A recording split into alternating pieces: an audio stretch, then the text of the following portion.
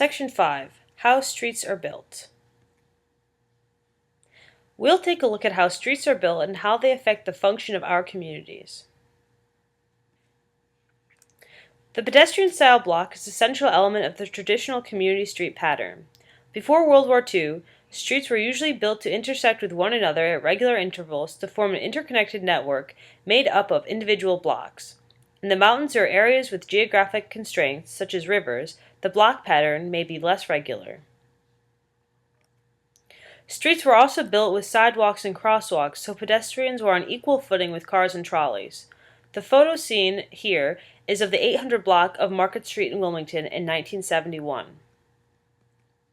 One major advantage of the network block pattern is that it is predictable.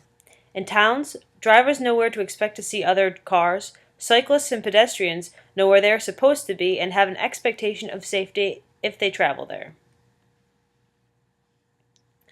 Another advantage is that there are many ways to travel from one place to another. With the interconnected block network, as this map of downtown Wilmington indicates, if one road is congested, there are alternate routes available.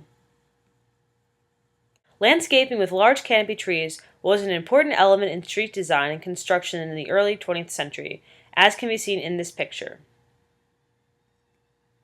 Although they were small when they were planted, the trees were carefully chosen so they would form a canopy overhead when they matured. We still benefit from this foresight in older parts of our communities today. However, after World War II, road design changed. Instead of accommodating pedestrians, transit, and cars equally, the focus changed to moving vehicular traffic as the top priority. In the language of transportation planning, this is known as mobility. This means that streets rarely have sidewalks or crosswalks, and most traffic signals are not timed to allow pedestrians to cross the street. The interconnected block network, where most left turns took place at intersections, has been changed to multi-lane roads with center turn lanes. And each business wants people driving by to have easy access, which leads to multiple entrances and exits. This causes confusion and congestion in the center turn lane and makes it difficult for cars trying to turn left from a business onto a multi-lane road. The interconnected block network, consisting of many two-lane roads with on-street parking and slower travel speeds, has been changed to a few major multi-lane roads where parking is prohibited. These high-volume roads with speed limits of 35 miles per hour and higher are known as arterials. Large canopy shade trees are rarely planted on arterial roads because they are viewed as hazards. These arterial roads can be dangerous, hostile, and scary places to be unless you are in a car.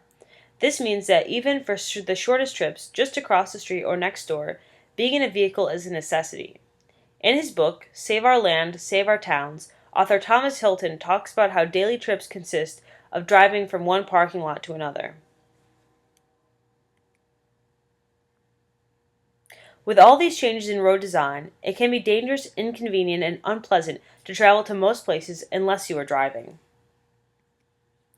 In our desire to accommodate the needs of people driving, we've allowed driving to become the only way to get around. Cars overwhelm too many places. What can we do to make better places that people and cars can share? Many of the elements that create any places are part of most typical zoning codes and road design standards. The solution goes beyond merely changing a single element, such as requiring substantial parking lot landscaping, although that is part of the answer.